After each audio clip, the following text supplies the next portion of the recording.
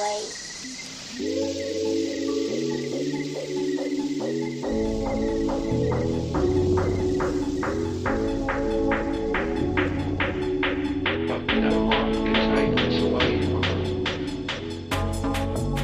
everybody. Welcome to another episode of the Find Your Model Health podcast. I'm your host. I'm Shemaine Linney. I'm a nutritional therapist, integrative health practitioner, and certified iridologist. I'm very happy to have you guys back with me for another piece of your day.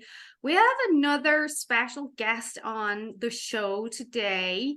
I'm excited to bring this conversation to you all because I talk about this topic and I know many of you are interested in it. But before I do the introduction, I'll remind you that the information in these podcast episodes is for informational purposes only and should not be taken as medical advice. Please consult your health practitioner before making any lifestyle changes.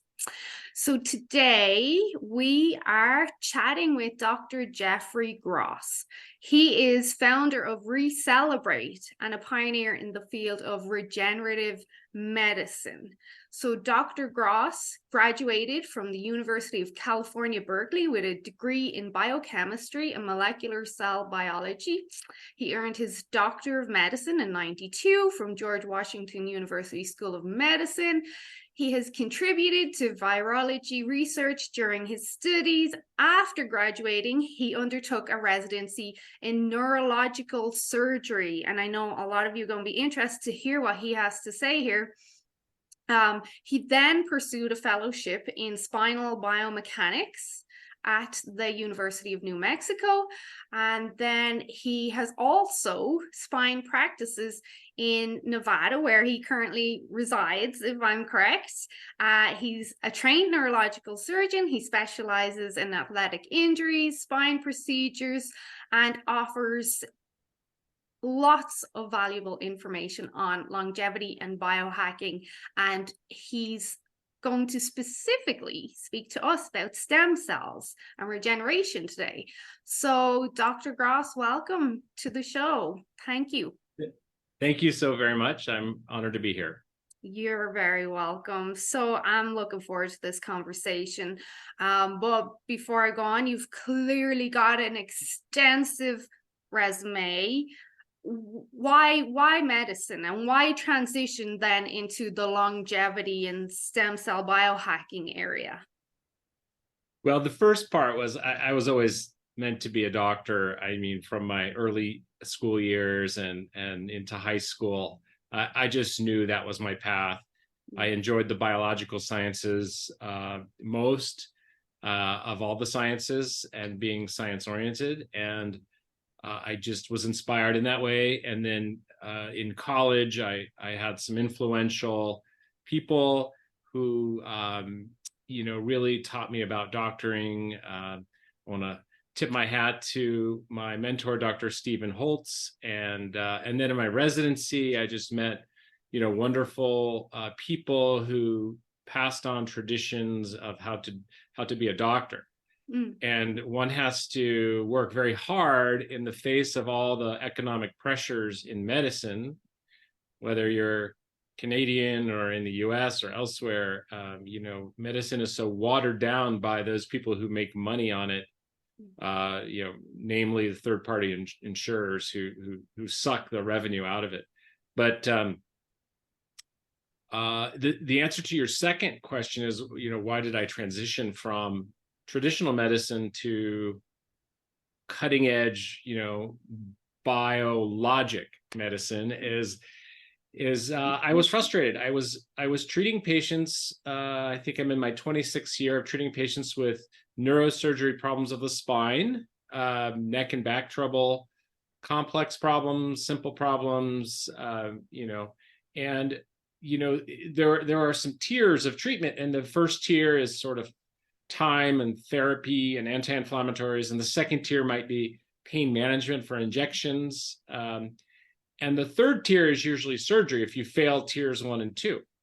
But there's a big gap in tier 2 to tier 3. So patients would say, doc, the injections help temporarily, but they're not worth doing in some cases. And then we talk surgical options, and they'd say, we're just not ready for surgery. I'm not that bad. So they're stuck with this pain, but not something they can do about it. So they would say, Doc, what about stem cells? What about this? What about that? And after hearing that enough times, and not having any tools to help fill that gap with some less invasive treatment that made sense, that didn't involve potentially putting screws and rods into someone's spine, which is a big deal. I finally stopped going to these annual neurosurgery conferences and said, I'm going to try something different. And I went to regenerative medicine conferences. And then I got interested again because it took me back to my roots in my education and in molecular biology and biochemistry. And a lot had happened in the 30 some years since I went to college and in the stem cell field. And it was a chance for me to go back and say, okay, that field is ready for me now. So I got trained, I educated myself, I read, I went to these conferences and started applying regenerative medicine with the goal of offering it to my spine patients. But because regenerative medicine, and we use the word regenerative to include stem cell based medicine, because that medicine overlaps with all kinds of regeneration of the body and slowing the cellular aging and the anti-aging biohacking community, I'm doing much more than just treating spines now. So that's the evolution. Sorry for just rambling on. It is, well, you're correct. It is more than just treating spines. Like, you're enhancing one's overall quality of life on every level. And I don't think people see when they see a specialist who knows what they're talking about and doing what you do, it's not just, oh, I'm helping your spine or making your back feel better. It then has a huge ripple effect throughout the rest of your life, which is amazing. So stem cells, peptides, PRP injections, all really hot topics now. But again, they're clickbait. They're keywords that people are using. A lot of people don't even understand what they are. They just hear it through the gym or the grapevine. So can we go back a little bit with stem cells and just explain to the audience, what are stem cells? Sure. Happy to do that. So stem cells are cells that created us in the first place. When we were an embryo, first fertilized egg, and then we divide into 2 cells and 4 and 8, etc., into the embryo. Those are stem cells. They have not yet received a final job assignment as to what type of tissue they're going to be in your body. Are they going to be a brain cell or a liver cell or a bone cell or something like that? And we, as adults, once we stop growing, continue to retain stem cells to help us heal, to help us regenerate and recover and maintain as needed. Those cells get exposed to the same stressors that all of our cells get exposed to during life. What's in our water, what's in our food that isn't great for us, what's in our lifestyle. So we'll call these, sort of the epigenetic factors. And these cells, our stem cells, become less functional with time. And an example of that, Charmaine, would be if you take a 3-year-old who scrapes his knee on the sidewalk, and the mother cleans it up, puts a bandage on it, kisses the boy, and sends him on his way, go back and play. And then 3 days later, the bandage comes off and the scab is almost completely healed. Like, wow, that was fast.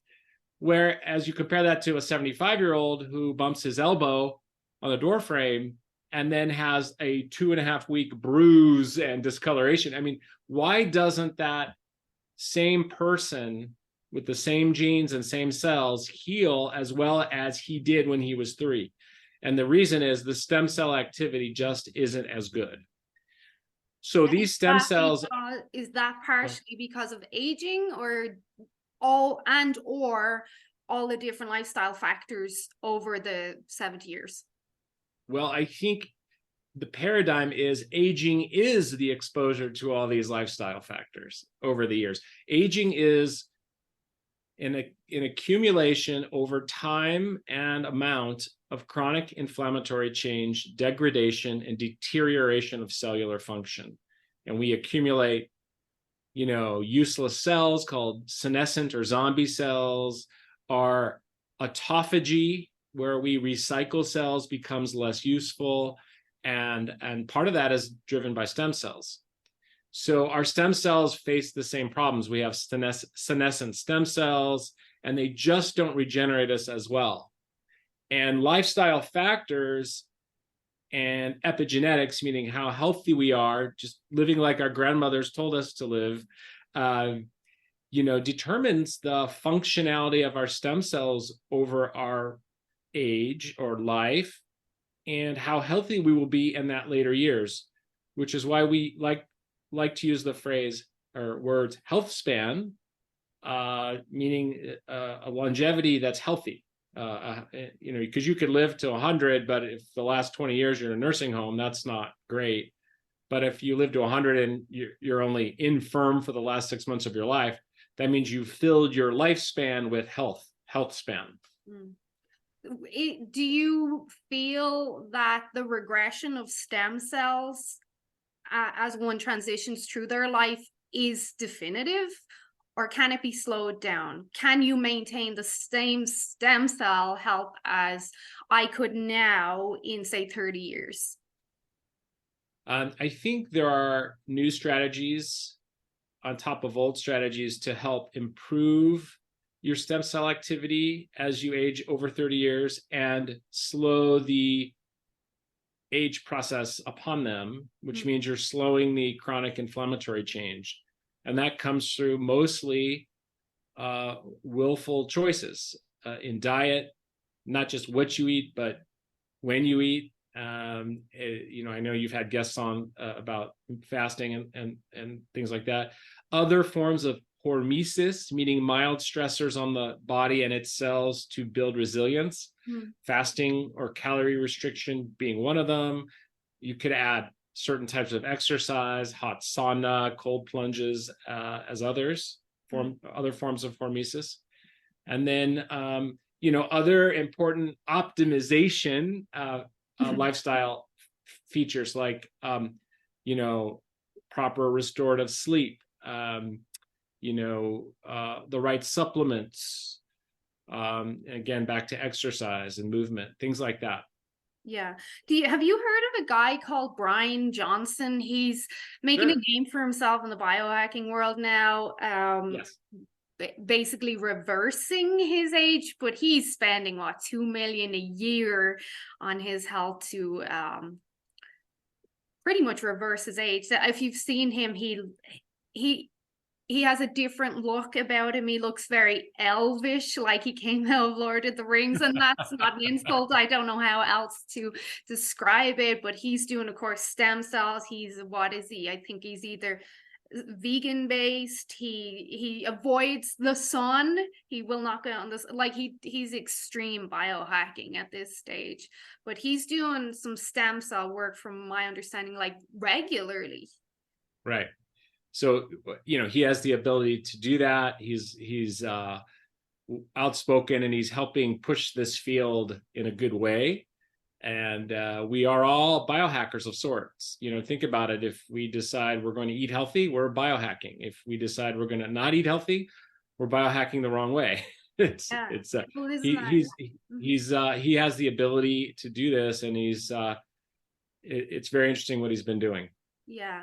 And I've watched a couple of his interviews, and although it's interesting, it's not something that I would be drawn to do, because I in my opinion, I don't think he's living life in the way it's supposed to be lived when you're living that restricted and that confined and that regimented. Maybe each to their own. He probably loves it, but for me, it wouldn't be I'd rather live my 90 or 100 years healthy and strong than live to 150 and not have lived at all. So excellent point. Something funny that I wanted to say as you were describing stem cells. I have a little boy, he's 11, and this morning on the way to school, I said, "Oh, I'm interviewing a guy today, a doctor about stem cells." And he said, "What are stem cells?" I was like, "Okay, how do I explain this to an 11-year-old?" So I said, "Well, we have cells in our body, and every night we make new cells." And I said, "They're like blank boards, and they will go wherever your body needs it to go. So if you cut your finger, then your body needs stem cells there." And that was kind of how I described it to him, because he's getting into health and has these questions now. He actually, because his mom is a biohacker, he asks questions that other 11-year-olds don't ask. I love it. So one thing I've done, this might just be interesting for you as well, when I've spoke on a basic level about stem cells to my clients and followers, I've mentioned, hangnails. If you pull a hangnail and it's deep enough and it bleeds, let's say I do it tonight and I wake up in the morning and that's healed, then you've got a good indication that your stem cells are pretty good there. Whereas if it takes days and days, you could probably do it a little bit of work. So good news for me is if I get a cut, it'll be healed in 24 hours. So pretty good, I think. Yeah, that's an absolutely perfect example of your stem cell activity. And thank you for that, because you're right. It's just like the little boy who skins his knee and the old person whose bruise lasts forever, right? This is exactly what's happening. And focusing on your cellular health focusing on your cells will take care of you. So you specialize in regenerative treatment using stem cells. So what exactly is that in what you're doing? Well, there are 3 different levels of stem cell based medicine, if I can explain briefly. The most basic level is called PRP, or platelet rich plasma. And this is drawn from your own bloodstream and spun in a centrifuge. And the platelet and the growth factors are collected out from that spin, separate from the red blood cells and the plasma, which is sort of the liquid in the blood. And these platelet-rich factors can be reconcentrated and delivered back to your body. For example, if you have tennis elbow or some kind of tendon or something orthopedic related, you can inject this over a series of 2 or 3 sessions, and that will help concentrate some of your body's healing, more acute inflammation, which is good for healing, not chronic inflammation, into the right place. So that's sort of the very basic thing you can do. Most doctors will offer that. The next level up from there is skipping right to stem cells. And stem cells have 2 sources: your own body, which can come from various places, but the richest source is your bone marrow. And those can be harvested. That's not necessarily pain-free to harvest. And they can be prepared and redelivered back just like PRP. Or you can get a much more youthful source of stem cells, which in my mind have much more bioactivity, and that is from perinatal source, meaning after birth. So what used to be thrown away after a mother delivered a baby, placenta, umbilical cord, amniotic fluid, this used to be biological trash, is now biological treasure. And there are many labs in North America and other places that will collect these. They will test and screen them and prepare them for use. So that's the source of stem cells. But about 15, 16 years ago, a wise scientist tracked these stem cells. We'll call them stem cell graft. Tracked a stem cell graft that was delivered to someone intravenous, and found that those stem cells only lasted 10 to 14 days. But the regenerative ability of those cells to help affect the recipient lasted weeks and months. And signaling factor was there, and it had pretty much barcoded itself onto the genetic and protein expressions. It had, but that's exactly right. But the way that the recipient cells made those changes or accepted those messages was because those stem cells that they received delivered cell-to-cell messengers. And we call those extracellular vesicles, which are very small particles that one cell gives off to its neighbors. And it can deliver thousands, each cell can deliver thousands of these each day. And those neighboring cells receive this message, and it has small microRNAs and growth factors, and it tells those receiving cells to make those behavioral changes, to change which genes, like you said, are being called upon, to focus on repair, regeneration, and restoration, as opposed to degeneration and defense mode. Yeah. And so basically shut off the chronic inflammation and go back to optimal factory settings. and that's where we're getting the benefit is I have found that the third level of regenerative biologics are delivering these extracellular vesicles directly, skipping the middleman, the stem cell. And we like that for a couple reasons. One is these small particles can travel further in the body. They don't get as hung up in the heart and lungs when delivered intravenously. They do cross the blood-brain barrier for people who need that kind of regenerative message to the brain and spinal cord. They do tend to last longer, and we can get a more concentrated dose. And would you believe they're about half the price of stem cells? So I'm a bigger fan these days of using this more advanced delivery of the exosomes, sometimes called nanoparticles, to deliver the stem cell message without even bothering with the stem cells. So are these stem cell messages derived then from placenta and post-birth treasures? And how are they being delivered? Is this IV as well? Depends on the issue. So here in my hands, for the biohackers and the group who's focusing on anti-aging, those who may have an autoimmune issue, want to help reduce their inflammation, certain infections, certain recovery, if they want help recovering from a heart attack, improving heart function or brain function after stroke, or some type of inflammatory dementia like Alzheimer's, we tend to go with IV. IV. If it's an orthopedic issue, we are actually seeing some cartilage regeneration in joints, following some wonderful studies out of France that are now in their 17th or 18th year. So we're just slow here in North America. But those are delivered directly to the body part, whether it's the knee, the hip, the spine, the ankle. And then we have some cosmetic and procedures for thinning hair.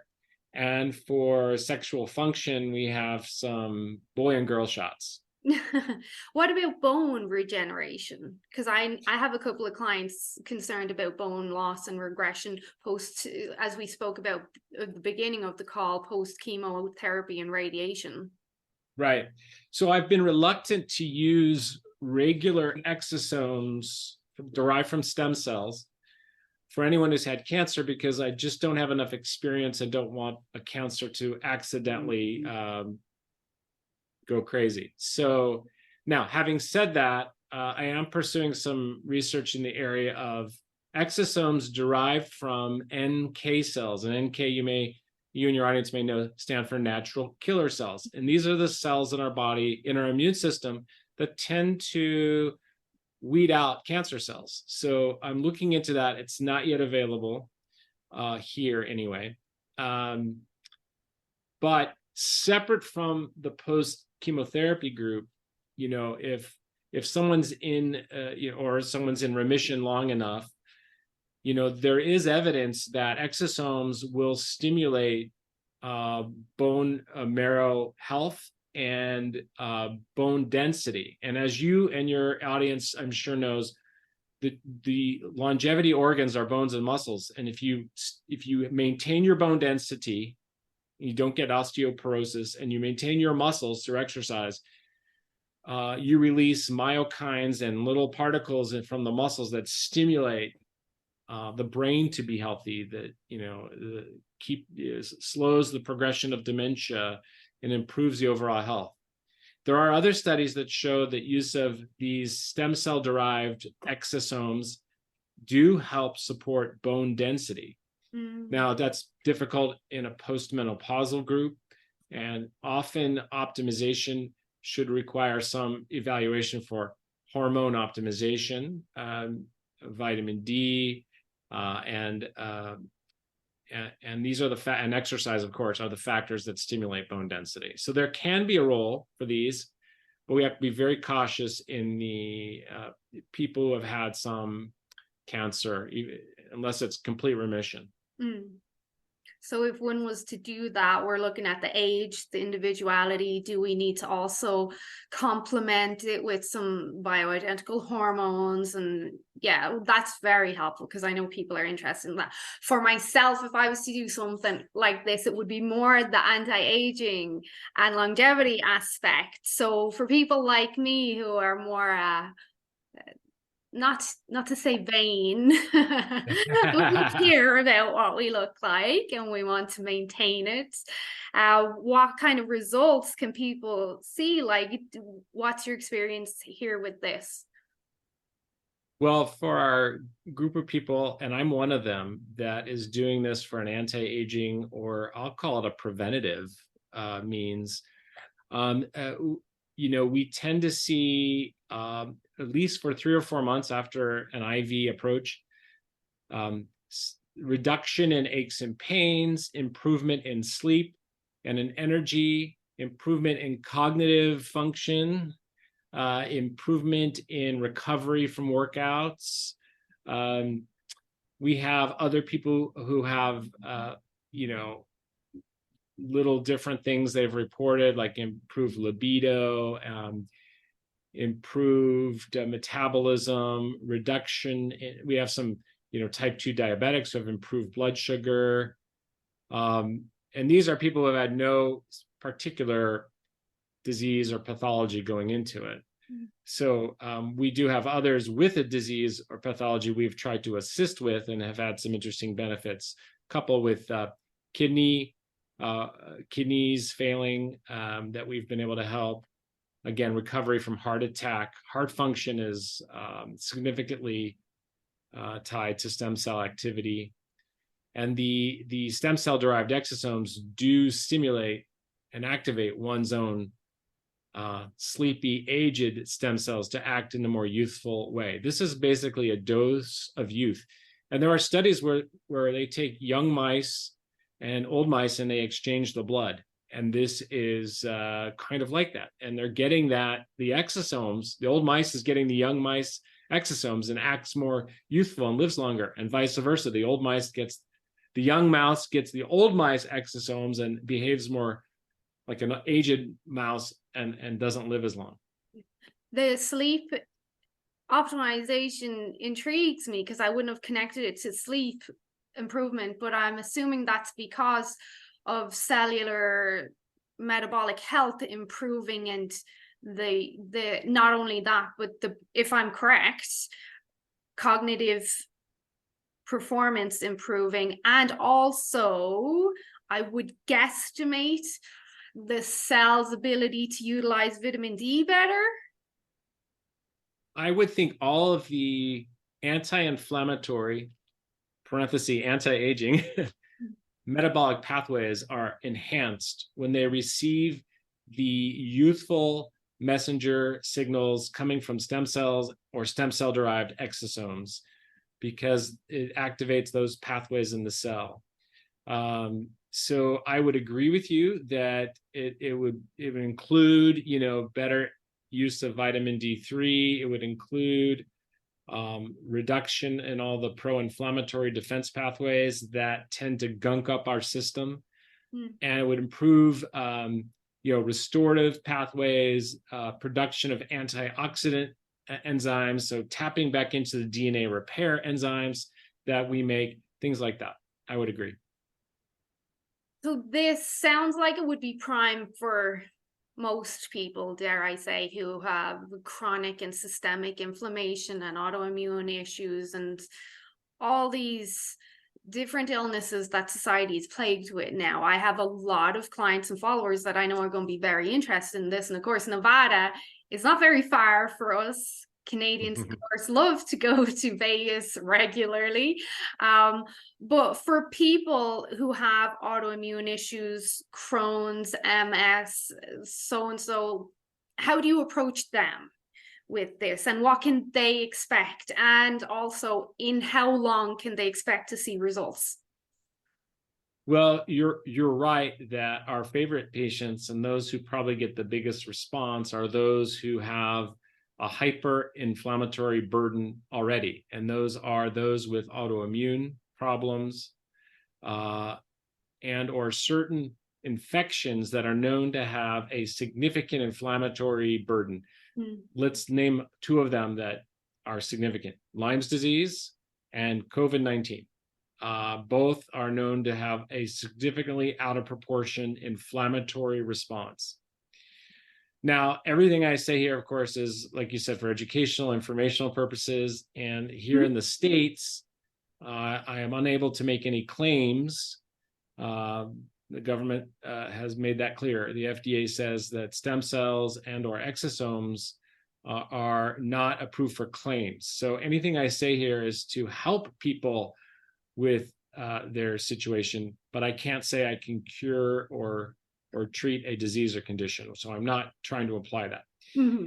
But given that cautionary proviso to make sure we are always compliant, I would tell a patient that this would be something to try as an adjunct to whatever else they're doing that their doctor is suggesting. They can try it as an alternative. Because it's not approved, some people define that as experimental, although there are wonderful studies to support this. This is not just shooting from the hip. Most of those studies, Shemaine, come from Asia and Europe. Okay. We're a little slow here in North America to adopt these things. But we don't do anything, shooting from the hip. We do it based on good science somewhere. Yeah. But these patients are interesting because they are the group that might have a couple of days of a side effect. And that side effect after doing this is they will have a flu-like syndrome. And if you think about the flu, you get muscle aches, joint aches, you get fevers and chills, you feel yucky, you get tired. And why is that? Because your body's releasing all these cell signals that it's stored up that are in calling the immune system. They're activating the immune, the response, the defense system. Call the alarm, and it takes a day or two for those proteins that get released. Because when we flip the cell metabolism from inflammation defense mode to youthful, better optimized metabolism mode, the cell has to do something with all these cytokines. So it purges them, they get into the bloodstream, and we have these symptoms. And they clear out. It's not the flu, it's flu-like. And you think about it, when you have the flu, the same thing's happening. Your cells are infected, they're releasing all these defense things, and you get these symptoms.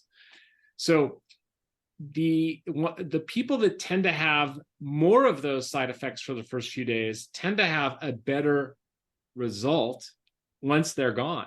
Is that because they feel worse in the beginning?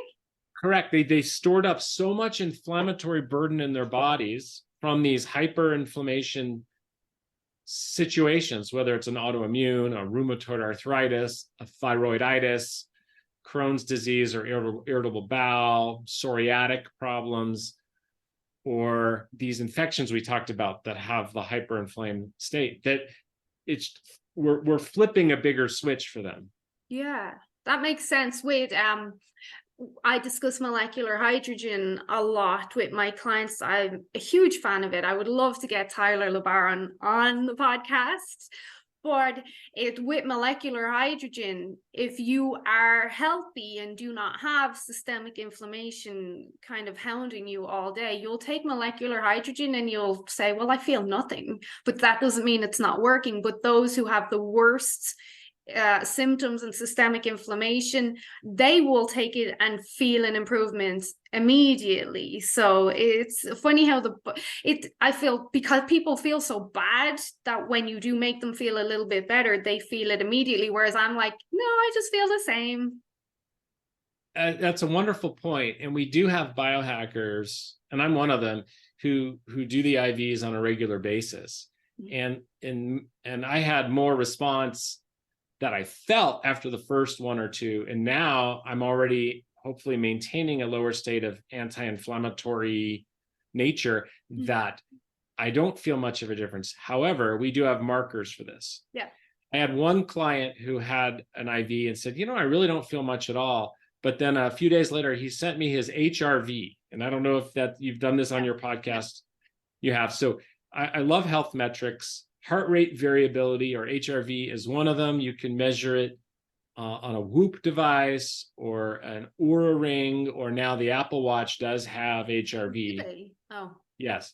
You have to go into the app and on the phone, on the iPhone, and it's one of the health metrics now. You have to look for it, but you have to wear the Apple Watch to track it. And there are also add-on apps, by the way, for the iPhone that you can track.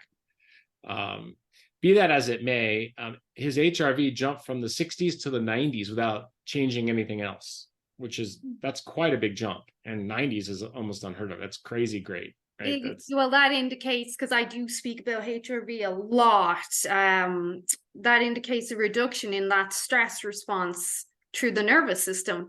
And there was a guy I had on a couple of weeks ago, Don Moxley. He specializes in HRV. He has some system that he tracks, and I use Whoop. I've been using the Whoop for 3 years.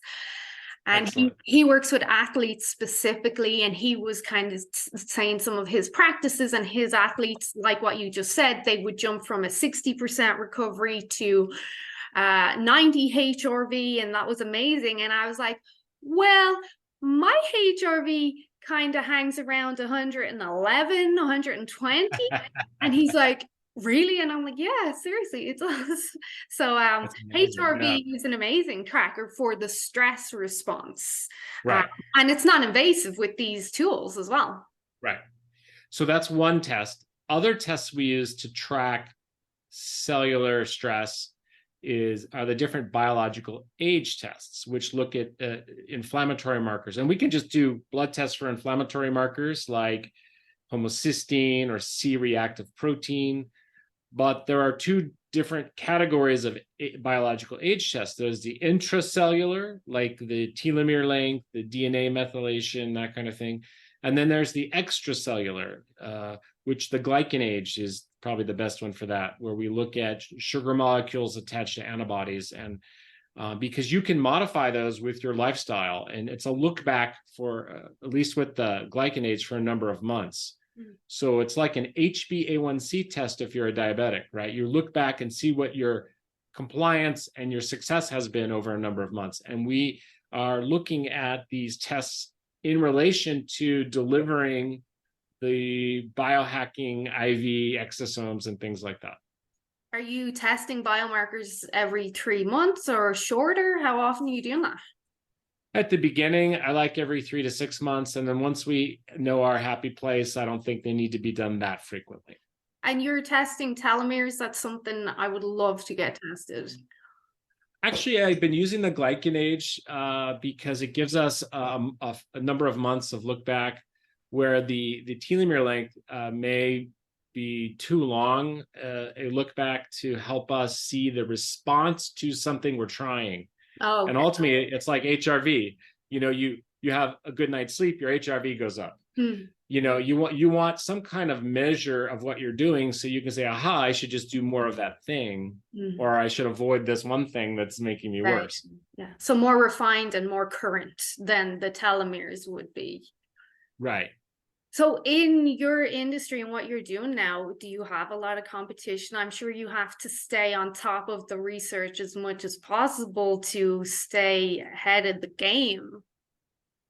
I am always amazed at how many new things there are, or new papers coming out in the scientific literature. One has to cut through literature that's not great and cut through some of the popular stuff that gets published without scientific basis, that's not in scientific journals, on websites and things. A lot of people send me news articles and I'm like, it's not really news, it's just an idea. Yeah. But there's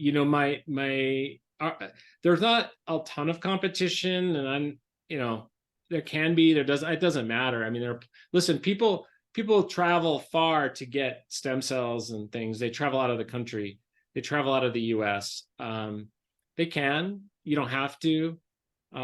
We don't use or manipulate any tissues here. So I know out of the country, sometimes they use cell lines that have been allowed to live longer and divide many times. So I don't know what those cells look like. I don't know what their telomere length is. And I want the freshest stuff.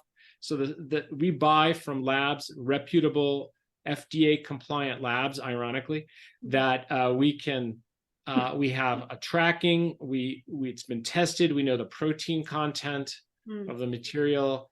It's basically from the womb to the lab, to the freezer, to my freezer, to the recipient. So it's basically the youngest tissue that you can get. And I'll be honest, we've done stem cells and exosomes. In my own personal use, the exosomes have been as effective as the stem cells with less cost. I have to ask, because I know people are going to be curious if they are enjoying this conversation as much as I am. What's the price range? Just give me a range. Don't give me for someone who wants to do exosomes for systemic inflammation, autoimmune issues. Yeah, so we have, I'm able to do here in my office, we have the exosome IV priced at just under $4,000 US currently. And that involves a total particle count of 520 billion, which is a significant dose. I don't think you can find a bigger dose. Now, we realize that those are particles between 50 and 100 nanometers in diameter, which is why they call them nanoparticles. They're about 1/1000th the size of a cell.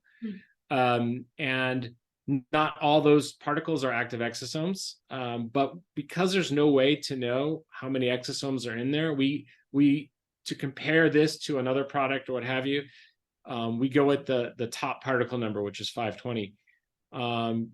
For example, if you go to your esthetician and they want to do, a facial with exosomes, maybe some microneedling and facial, you might get 5 billion or 10 billion. So we're doing 520 billion. So that's the difference. And it's fresh. I have a special freezer, so you get a fresh delivery.